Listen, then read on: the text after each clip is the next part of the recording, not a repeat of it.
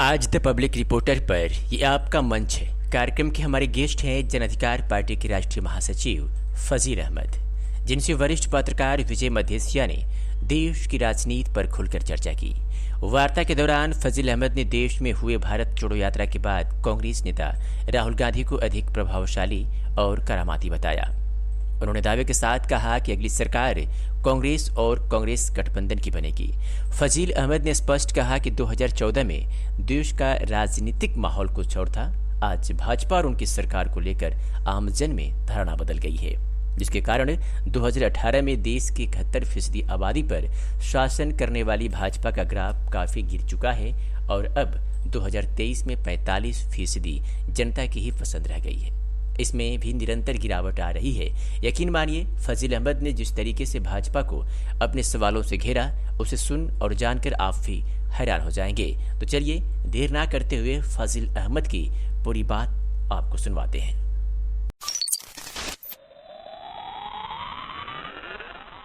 नमस्कार। आज हमारे साथ बातचीत के लिए मौजूद हैं जन अधिकार पार्टी लोकतांत्रिक के राष्ट्रीय महासचिव और राष्ट्रीय प्रवक्ता फजील अहमद जी। मूल रूप से बलिया के निवासी हैं। इनसे हम बात करेंगे देश दुनिया के तमाम राजनीतिक गतिविधियों पर, कर्नाटक के विधानसभा चुनाव से लेकर के उड़ीसा रेल हादसे तक, यूपी के चुनावी सरगर्मी 2024 की तैयारी चल रही है,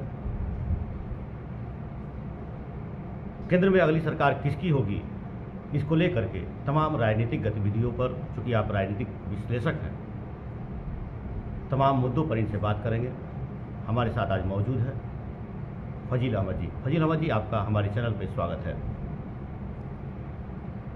सबसे पहले फजील जी, हम बात करेंगे उड़ीसा रेल हादसे पर।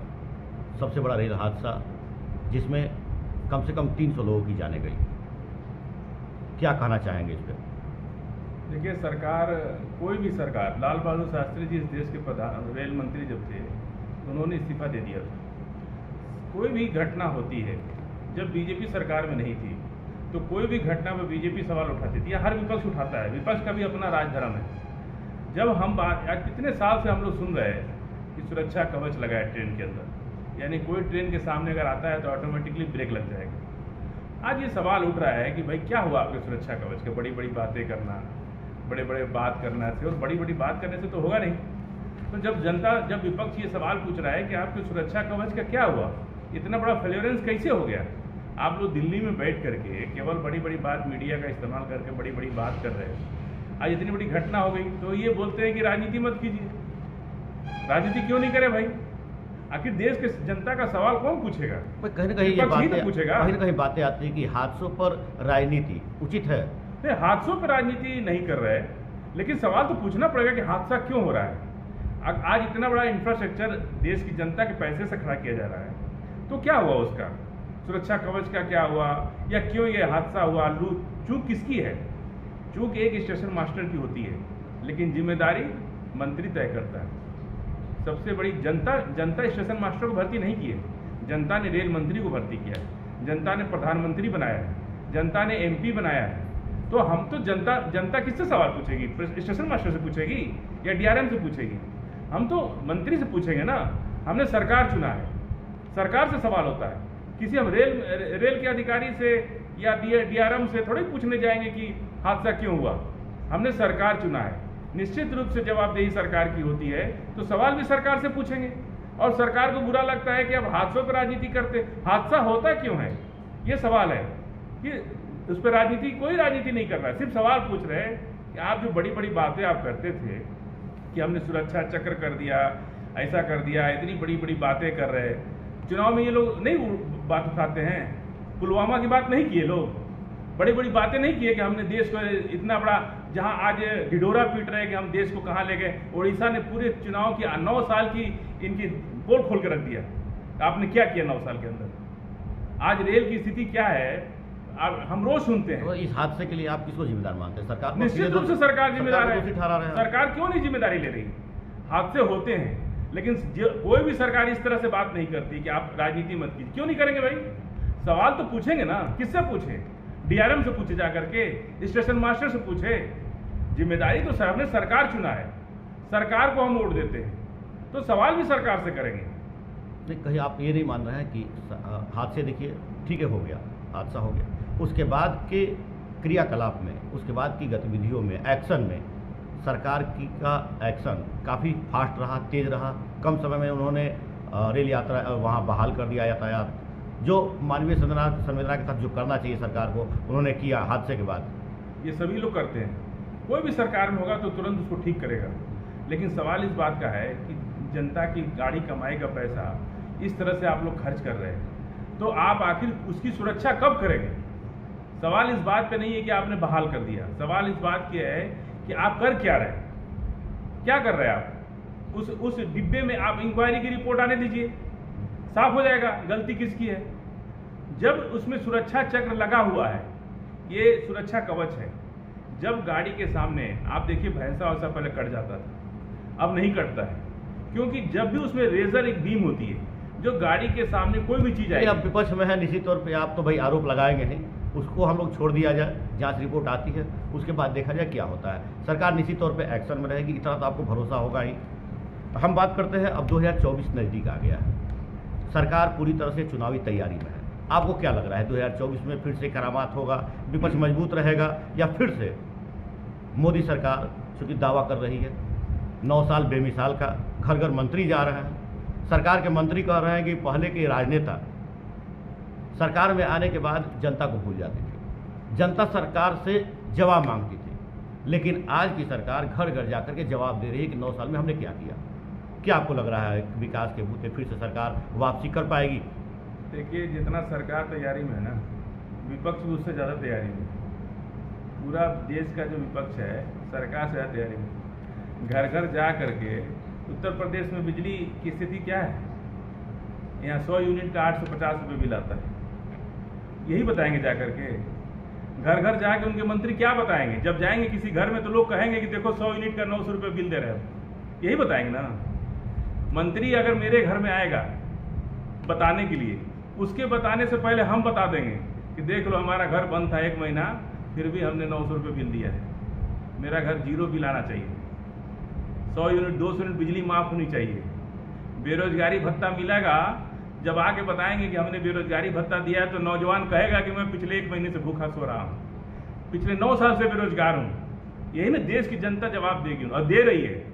सरकार तो करिए 9 साल बेमिसाल, 2 साल सरकार क्या कर रही है, कोरोना काल रहा, हमने जनता क्या जवाब? मैं तो कह रहा हूँ, यहाँ आएगा ना उत्तर प्रदेश में कोई मंत्री, तो जिसका घर बंद है, जिसके घर में एक आदमी नहीं रह रहा है, वो कहेगा कि हम तो बंद घर का भी 1000 बिल दे रहे हैं। ये किसकी जिम्मेदारी है? सरकार की नैतिक जिम्मेदारी है कि नहीं है कि जब देश के सारे राज्य 200 यूनिट बिजली फ्री कर रहे हैं, तो उत्तर प्रदेश में क्यों नहीं फ्री हो रहा है? 200 यूनिट बिजली क्यों नहीं फ्री हो रहा है? चुनाव में वादा किया था उत्तर प्रदेश सरकार ने, भाजपा सरकार ने अपने घोषणा पत्र में कहा था कि हम 200 यूनिट बिजली फ्री देंगे, कहाँ दे रहे हैं? बेरोजगारी भत्ता नहीं दे रहे, वृद्धावस्था का भत्ता नहीं दे रहे, आवास में जो है, सड़कों का क्या हाल है, 1 पैसा ग्राम पंचायत में कितना बजट काट दिया, मनरेगा स्कीम में पैसा काट दिया, जो 100 दिन रोजगार गारंटी थी पहले 300 दिन से घटा के आज 75 दिन की या 50 दिन कर दिया है, वो भी नहीं मिल रहा है। यही जवाब देगी जनता, जनता जवाब देगी। सरकार, मंत्री आ रहे हैं और लोग अपने गांव में घुसने नहीं दे रहे, जनता जवाब इस बात को दे रही है। मंत्री क्या बोलेंगे? अगर सुन लीजिए, दिल्ली के अंदर केजरीवाल ने बोर्ड लगाया था कि बिजली फ्री कर दिया, पानी फ्री कर दिया, तो मैंने कहा था मेरे घर का बिजली अगर फ्री आएगा, पानी फ्री आएगा, तो मुझे मालूम हो जाएगा। इसके लिए सरकार को बोर्ड लगाने की या होर्डिंग लगाने की जरूरत नहीं है, हजारों रुपया प्रचार पे खर्च करने की जरूरत नहीं है। सरकार ने क्या किया है ये जनता को पता है। तो सरकारी योजनाओं का लाभ तो मिल रहा है पब्लिक को। सर, योजनाएं जो है ना सिर्फ कागज में बनती हैं, कागज में योजनाएं बनती हैं, कागज में जो है योजनाएं बनती हैं और कागज में ही सिमट के रह जाती हैं। योजनाओं का असर पहले भी नहीं होता था, आज भी नहीं हो रहा है। तो सरकार जिस तरह से भ्रष्टाचार के सवाल पर जिस तरह से सरकार आंख बंद कर रही है, अपने बड़े बड़े नवरत्न अधिकारियों को क्यों हटाया है, उनके प्रॉपर्टी की जांच क्यों नहीं करा रही है? भ्रष्टाचार के मामले में तो सरकार सीधे कह रही है कि आप पहले कांग्रेस की सरकार में केंद्र से 1 रुपया चलता था तो 10 पैसा पहुंचता था, अब 1 रुपया चलता है तो पूरा 1 रुपया पहुंचता है। ये सरकार की बात है, जनता के ये जवाब नहीं है। जनता के बीच में जाके पता गांव-गांव लगाइए। में गरीबों का ये सरकार आवाज बन रहा का है। ये सरकार का अपना ढकोसला है, अपना डफली बजा रही है सरकार। जनता ये बात महसूस नहीं कर रही है। हम भी पब्लिक में रहते हैं। आप तहसील में चले जाइए उत्तर प्रदेश में, मैं आया हूँ ना यहाँ पे, अभी आपसे मैं तहसील में मिला था, जाइए ना, बिना पैसा के एक खतौनी नहीं मिलती है, एक भी काम बिना पैसे के नहीं हो रहा है।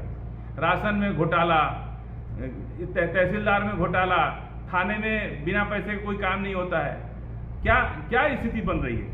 480 टाउन एरिया के चेयरमैन निर्दल जीते हैं, आजाद उम्मीदवार के 480 टाउन एरिया के चेयरमैन हुए हैं। सरकार कहाँ है?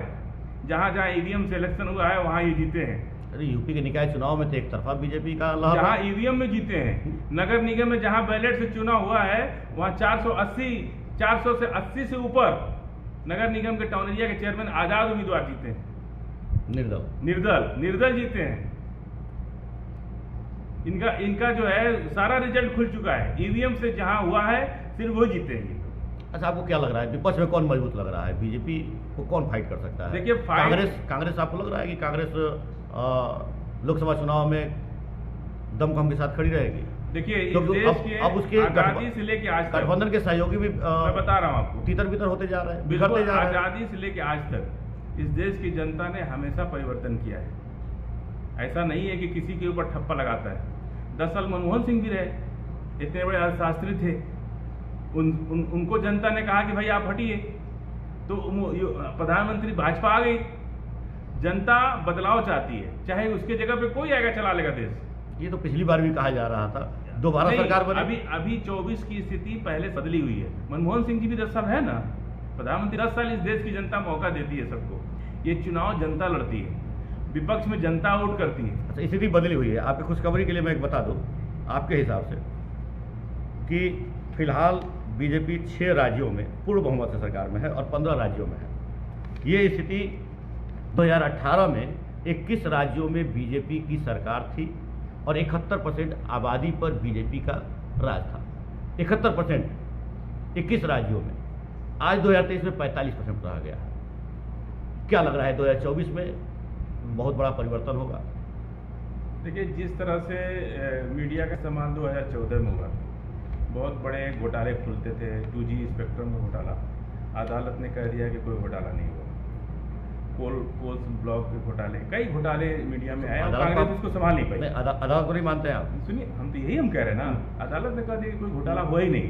इसका मतलब बीजेपी झूठ बोलती थी। उस टाइम बीजेपी ने प्रोपेगेंडा करके देश के अंदर झूठ बोल करके और ये बात जनता को विभ्रमित किया और कांग्रेस उसका जवाब नहीं दे पाई कि हम घोटाले नहीं हुए, और उसके लिए माहौल बना देश के अंदर कांग्रेस के खिलाफ। अभी 2024 की जो परिस्थिति बनेगी, आप देखिए, उत्तर प्रदेश में बीजेपी है और 153 सीट इनकी कम हुई है पिछली बार से। बिहार, बंगाल और मध्य प्रदेश, राजस्थान, ये बड़े स्टेट हैं देश के।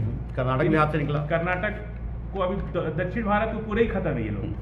मैं आपसे बता रहा हूँ, राजस्थान में दक्षिण भारत में नहीं है, मध्य प्रदेश, उत्तर प्रदेश, बड़े राज्यों की आप देखिए तो आप उठाइए, बंगाल बड़ा राज्य, बिहार और उत्तर प्रदेश और मध्य प्रदेश, राजस्थान, ये बड़े राज्य में ये सिर्फ 2 जगह हैं। मध्य प्रदेश में भी ये चुनाव जीते नहीं है, मैंडेट नहीं मिला इनको। ये लोग मतलब कहते हैं डंडी मार के सरकार बनाए हैं। और कर्नाटक में आप कह रहे हैं ना, कर्नाटक में 2019 में भी हारे थे ये लोग, मैंडेट नहीं मिला था इनको, वहां भी लंगड़ी डंडी मार दिए थे ये लोग। डंडी मार के विधायक को खरीद करके, इसीलिए जनता ने ऐसा मैंडेट दिया है कि डंडी मारने की जगह ही नहीं छोड़ी। ऐसी बात नहीं है। और उत्तर प्रदेश में जहां तक की बात है ना, इस वक्त पूरे देश में या तो आप बीजेपी के साथ हैं, नहीं तो बीजेपी के खिलाफ है। यही 2 हवा चल रही है पूरे देश में। अखिलेश अब कोई आदमी बीजेपी के खिलाफ की हवा को कौन संभाल सकता है? मैं सीधा सवाल मैं बता रहा हूँ, कांग्रेस पार्टी इसमें लीडिंग रोल में है। बाकी सब कांग्रेस को आप लीडिंग मान रहे हैं? अभी बिल्कुल लीडिंग मान रहे हैं। राहुल गांधी ने भारत यात्रा करके जिस तरह से भारत को समझा है और जिस तरह से उनके अंदर गंभीरता जो आई है, बेमिसाल गंभीरता आई है। मैं पहले भी राहुल गांधी से कई बार मिल चुका हूँ, आज भी मिलता हूँ। बहुत बड़ा परिवर्तन राहुल गांधी के अंदर, जो भारत यात्रा जोड़ो उन्होंने यात्रा की है, उस यात्रा से राहुल गांधी के व्यक्तित्व में 200% निखार आया। उस यात्रा से वो पूरे भारत के कास्ट स्ट्रक्चर को समझ गए। भारत यात्रा के बाद राहुल गांधी करामाती हो जाएंगे, ऐसा लग रहा है आपको? करामाती हो चुके हैं, करामाती हो चुके हैं। जिस तरह से आप देखिए, दलित को उन्होंने राष्ट्रीय अध्यक्ष बनाया, खड़गे साहब को।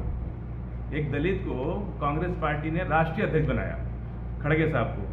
और कर्नाटक के चुनाव में मैं भी गया हुआ था, और कर्नाटक के चुनाव के रिजल्ट आने के बाद भी राहुल और प्रियंका जी बिल्कुल इंटरफेयर नहीं किए। खड़गे साहब ने जाकर के वहाँ पे चीफ मिनिस्टर कौन बनेगा, कैसी सरकार बनेगी, सरकार में कौन होगा, ये सारी रूपरेखा के सामने किया। 1 रुपये का इंटरफेयर नहीं था। आज देश के अंदर यदि कोई भाजपा की बात करता है, यानी भाजपा खेमे में खड़ा है, और या तो वो खेमे में खड़ा है, अगर कोई तीसरे विकल्प की बात करता है वो भी भाजपा का खेमा, उसको मान लीजिए कि वो भाजपा के साथ है। उत्तर प्रदेश के अंदर अखिलेश यादव जी तीसरा खेमा की बात करते हैं, यही एक अकेले हैं। यूपी है, बंगाल है। उत्तर नहीं, बंगाल में वो तो राहुल गांधी के नेतृत्व को स्वीकार कर रहे हैं, मतलब वो कांग्रेस के साथ हैं, 100% तरीके से साथ हैं। नीतीश जी तो नेतृत्व ही कर रहे हैं। और उसके बाद जितने, अब केजरीवाल जी भी अभी पूरी तरह से कांग्रेस के साथ हैं। चंद्रशेखर राव जी हैदराबाद, वो पूरी तरह से उन्होंने डिक्लेयर कर दिया है कि राहुल गांधी के नेतृत्व में हम लोग साथ चुनाव लड़ेंगे। स्टालिन तमिलनाडु में पूरी तरह से उन्होंने समर्थन किया है। इसके बाद फिर उत्तर प्रदेश के हमारे अखिलेश जी जो हैं, वो तीसरे विकल्प की बात करते हैं। और जो इस देश के अंदर आज की डेट में तीसरे विकल्प की बात करता है, उसको जनता मान चुकी है कि आप बीजेपी के साथ हैं। आप भले आप कहिए कि हम सेकुलर पार्टी के हैं, लेकिन आपको जनता ने मान लिया है कि अगर आप तीसरे फ्रंट की बात करते हैं तो आप बीजेपी के साथ हैं। यूपी में क्या होगा? जय, अब हाल ही में, चूंकि मैं लोकसभा चुनाव की तैयारी में हूँ, यूपी सबसे बड़ा राज्य माना जाता है। योगी सरकार के मंत्री सीधे दावा कर रहे हैं कि 2024 में हम 70 सीटें जीतकर पार्टी को देंगे। देखिए, दावा तो हर कोई करता है और करना भी चाहिए, चीफ मिनिस्टर हैं वो, क्यों नहीं दावा करेंगे? खुशफहमी का शिकार होना सब कोई होता है। 2005 में कांग्रेस, जब सपा और बसपा अपने उरूज पर थी, उस वक्त 2005 में भी कांग्रेस पार्टी 26 सीट जीत के आई थी, याद है आपको? रेवती रमन से, कांग्रेस की 26 सीट जीती थी उत्तर प्रदेश से। तब सपा और बसपा अपने उरूज पर थे। आज तो ये दोनों लोग काफ़ी नीचे हैं, काफ़ी इनके वोटर्स में भी कमी आई है और इनके जनाधार में भी कमी आई है। ऐसी स्थिति में आप कांग्रेस को कमज़ोर मत समझिए उत्तर प्रदेश के अंदर। जिस तरह से कर्नाटक के अंदर जेडीएस को पब्लिक ने क्यों नकार दिया? क्योंकि जेडीएस को ये लगता था कि जो आदमी अपना विधायक नहीं संभाल पाया, 30 विधायक जो पार्टी नहीं संभाल सकी, और उसके विधायक टूट के चले गए बीजेपी के साथ, और सरकार ऑपरेशन लोटस करके सरकार बना लिए। जनता इन सब चीज़ों को देख रही ना, दलित समाज के लोग, मुसलमान, और उन्होंने सबसे बड़ा खेल जो हुआ पीएफआई पर, पीएफआई बैन करके बीजेपी कर्नाटक लूज कर गई। कर्नाटक को लूज करने के पीछे सबसे बड़ा कारण पीएफआई को बैन करना था। पीएफआई बैन किए, वो लोग एक सीट पर 10-10 हज़ार वोट पाते थे, वो सारा वोट कांग्रेस की तरफ चला गया। जिस तरह से वहाँ जेडीएस दलित की और उसकी पार्टी की बात करते हैं, जेडीएस को जनता ने नकार दिया, दलित ने, मुसलमान ने, पिछड़ों ने, सब लोगों ने मिल के कांग्रेस के साथ जो है इतना बड़ा मैंडेट दिया कर्नाटक के अंदर। इन्होंने मतलब भगवान तक को समेट लिया। पीएफआई को बैन करने के पीछे तो राष्ट्रहित की बात कही जा रही थी, राष्ट्र सुरक्षा की बात कही जा रही थी। कोई भी सरकार अगर किसी के ऊपर कोई कार्रवाई करती है तो कहती है ना, इंदिरा गांधी ने नहीं कहा था कि आरएसएस राष्ट्र विरोधी संस्था है, बैन किया था, और उसके 1800 से ज़्यादा। आप मानते हैं पीएफआई पे बैन करना गलत है सरकार का? अदालत में चलेगा ना मुकदमा।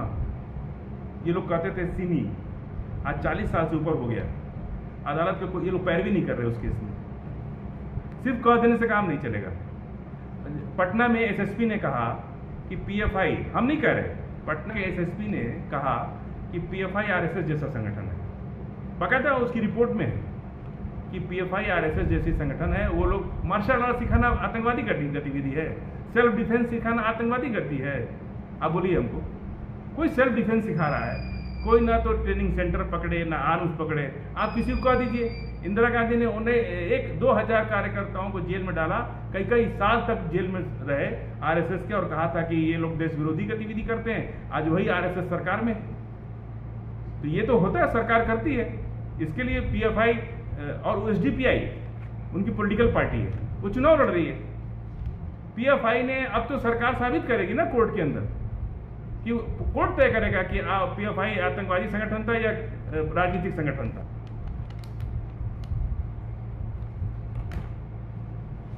जी, यूपी में क्या लग रहा है आपको, कितना बड़ा सहयोग देखिए यूपी में विपक्ष के लिए होगा या बीजेपी के लिए होगा?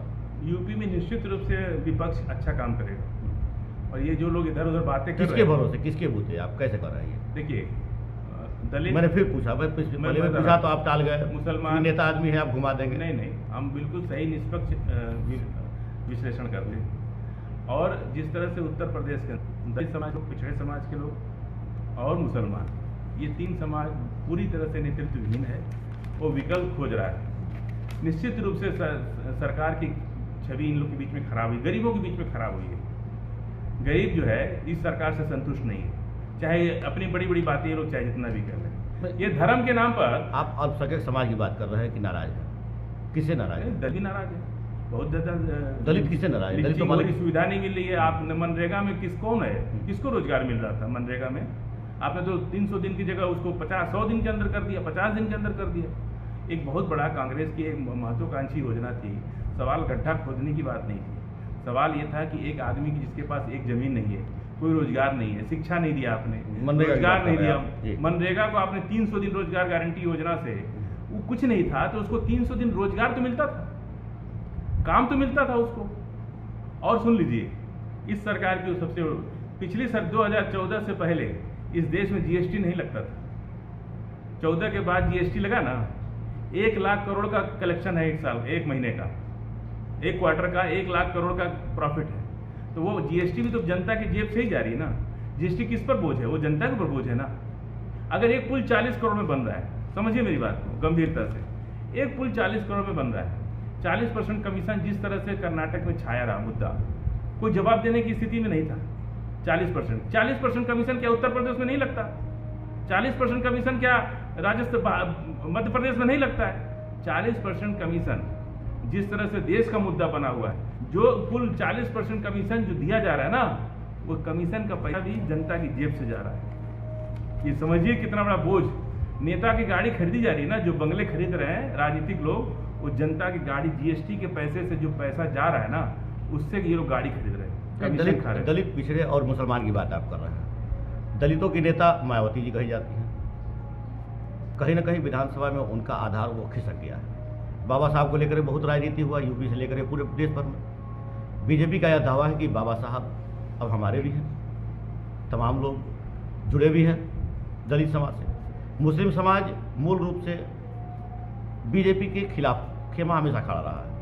इस बार क्या लग रहा है? क्योंकि कभी सपा कभी बसपा यही होता रहा यूपी में। सवाल ये नहीं है कि अब तो सपा बसपा दोनों से थक गए हैं मुस्लिम समाज, दलित या मुसलमान। तो क्या लग रहा है आपको, बीजेपी के साथ तो होंगे नहीं? सामान्य नहीं, देखिए किसी से कोई दुश्मनी नहीं है। दलित पिछड़े, दलित हो, पिछड़े हो या मुसलमान हो, उनका नेता कौन है, समस्या ये नहीं है। उनकी समस्या क्या है, उसका निदान क्या है, जनता इस पे बात करती है। नेता किसको चुनते हैं कि हमारी बात जाके करेगा, सरकार से हमारा काम करवाएगा, हमारे रोजगार की बात करेगा। हर जाति की एक समस्या होती है कि नहीं है? कोई आदमी जिसके 20 बीघा खेत है, उसकी प्रति व्यक्ति आय और एक राजभर जाति का आदमी ठेलिया चला रहा है, दोनों की प्रति व्यक्ति आय तो बराबर नहीं हो सकती ना। लेकिन भारत की संपदा पर तो सबका अधिकार है ना, भारत पे तो सबका अधिकार है।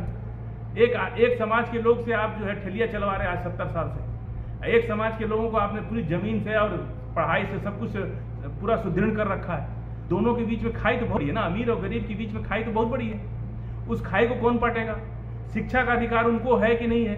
रोजगार का अधिकार उनको है कि नहीं है? सरकार तो करिए, सबका साथ सबका विकास, कहने से नहीं होता चल ही है। रहा। मैं तो कह रहा हूँ 300 दिन से घटा करके दलित आपको क्या लग रहा है कि दलित और पिछड़ी जाति और मुसलमान, ये तीनों क्या आपको लग रहा है कांग्रेस की तरफ फिर लौट रहे हैं?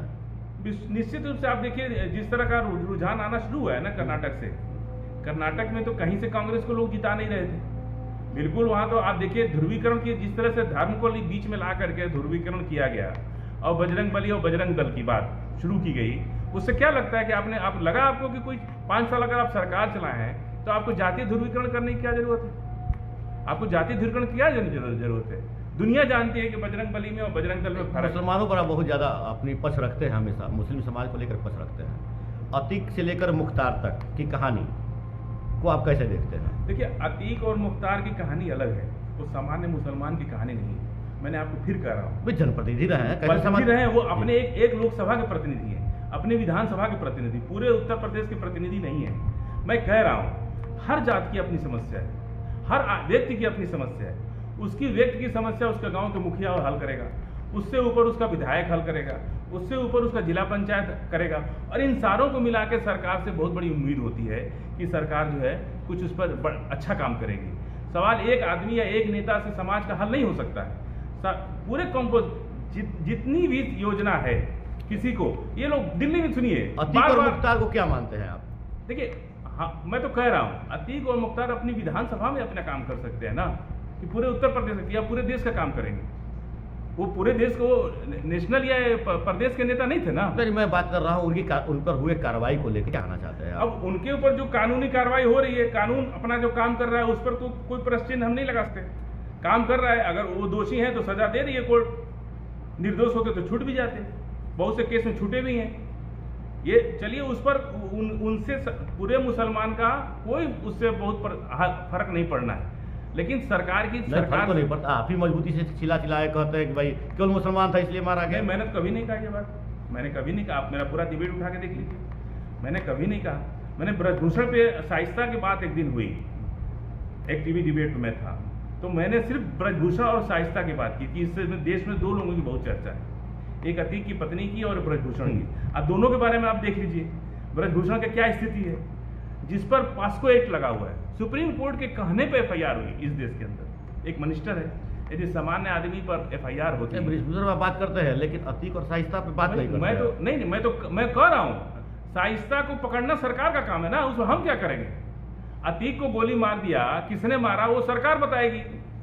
मुख्तार अंसारी को अदालत ने सजा दी है, उसमें हम कुछ नहीं कर सकते। अगर वो निर्दोष होते तो अदालत उन्हें छोड़ देती। आगे भी कोर्ट में अगर निर्दोष होंगे तो अपना जो भी करना है करेंगे। लेकिन अतीक और मुख्तार से पूरे दोषी है इसलिए सजा हुआ, उस पर तो मैं बात ही नहीं कर रहा ना, मैं तो कुछ भी नहीं कर रहा हूँ। मैं कभी भी मैं कानून की बात करता हूँ, और बात जब संविधान की करता हूँ तो हर बात में मैं संविधान, मुझे अगर कोई गाली देता है तो मैं उसको गाली नहीं देता हूँ, मैं थाना में जाता हूँ, मैं कानून का सहारा लेता हूँ, मैं किसी को राइफल से नहीं मारता हूँ, मैं थाने में जाकर शिकायत करता हूँ। एक समान, इसीलिए संविधान कहते हैं कि देश को संविधान से चलाइए।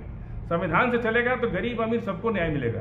जब ये गुंडागर्दी से कानून चलने लगेगा और अपनी मर्जी से आप कानून का इस्तेमाल करेंगे, अब ब्रजभूषण पर कोई नहीं बात कर रहा है, कोई भाजपा कोई भी बात नहीं कर रहा है। देश तो संविधान से ही चल रहा है। कहाँ चल रहा है संविधान? अगर ब्रजभूषण अगर संविधान से नहीं चलता, नहीं, जो लोग कह रहे हैं संविधान से अगर नहीं चलता तो आप कैसे दावा करते कि अगली सरकार फिर परिवर्तन की आ रही है? जिस निश्चित कहीं ना कहीं आपको भरोसा है, विश्वास है, संविधान से ही देश चला, तभी सुप्रीम कोर्ट ने आदेश किया FIR।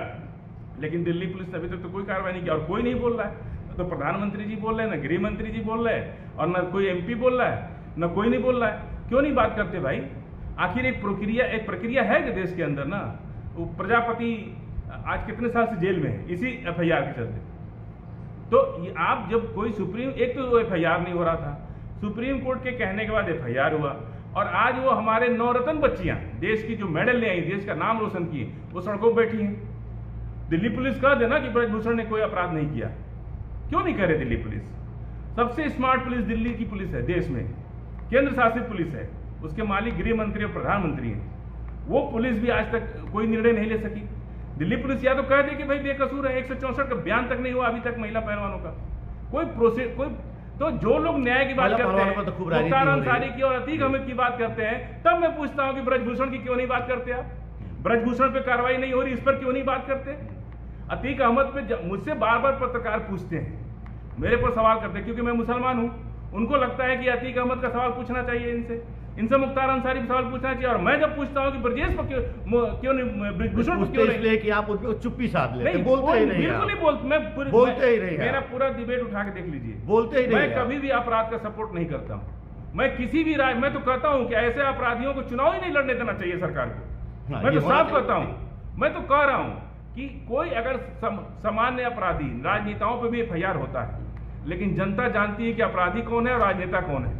ऐसे अपराधी मानसिकता कि कोई भी राजनीतिक दल किसी को 260 लोग पार्लियामेंट में बैठे हैं, हीनियस क्राइम की रिपोर्ट है उनके ऊपर, और आप डाटा उठा के देख लीजिए, 260 लोग एमपी हैं इस देश के जिनके पास जीनियस क्रिमिनल है। आखिरी सवाल आपसे करूंगा, 2024 नजदीक है, क्या लग रहा है आपको? मैं चाहूंगा कि शॉर्ट में आप इसका जवाब दें कि यूपी के राजनीति के ध्रुव जिसके इर्द गिर्द घूमता रहा है विपक्ष का पिछले 10 सालों से, अखिलेश यादव जी, क्या लगता है कि कितना करामात कर पाएंगे? अखिलेश यादव अगर वो राहुल गांधी के साथ नहीं जाते और तीसरे विकल्प की बात करते हैं तो निश्चित रूप से वो भाजपा के साथ है।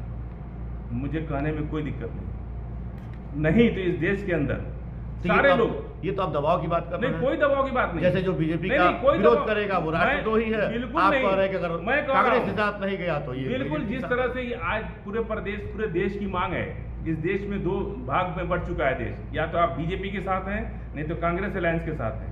तीसरा अगर कोई बात करता है, चंद्रशेखर जी थे वहां पे, चंद्रशेखर राव जी हैदराबाद तेलंगाना, उन्होंने भी कहा था अरविंद केजरीवाल जी और अखिलेश यादव जी वहाँ रैली कर रहे थे हैदराबाद के अंदर, और जब उनके ऊपर भी कार्रवाई हुई, जब अरविंद केजरीवाल पे ले दिए वो लोग, ऑर्डिनेंस ला दिए, तब उनकी भी आंख खुली।